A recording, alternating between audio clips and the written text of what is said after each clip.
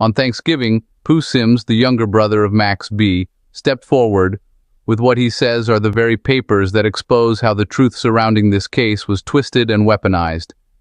He declares that from the very beginning he stood on his innocence, refusing to accept blame for something he had no hand in. Yet, according to him, Max B. and the others chose deals that shifted the burden onto his shoulders, placing him in the line of fire and stripping him of any real chance to challenge the story the authorities were determined to sell. And he makes one thing unmistakably clear. Every single person connected to this murder case is home, except him.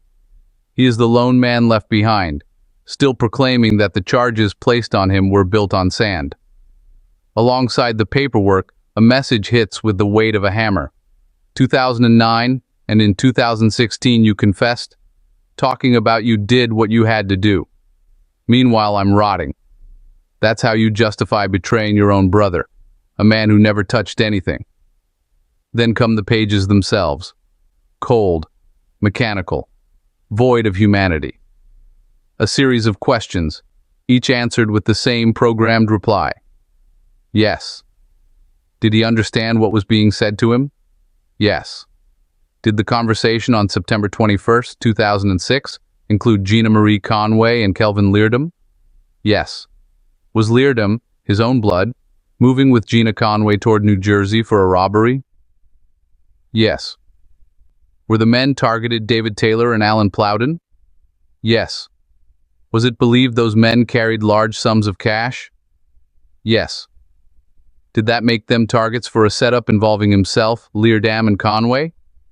Yes. But what Sims is shouting, what he is begging people to see, is that these answers didn't reflect the truth of the situation.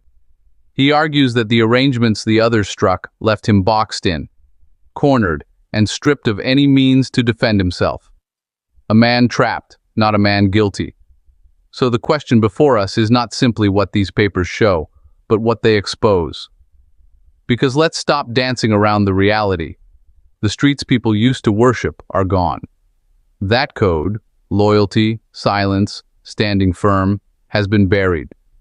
The same men who beat their chest about being unbreakable are often the very ones who crumble first under pressure.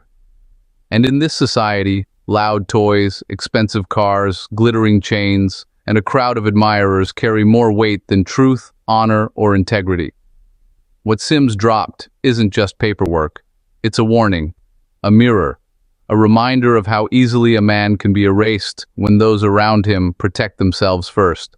If this message hits you, if these revelations force you to think, make sure you like, share, and subscribe so this conversation doesn't vanish the same way justice often does.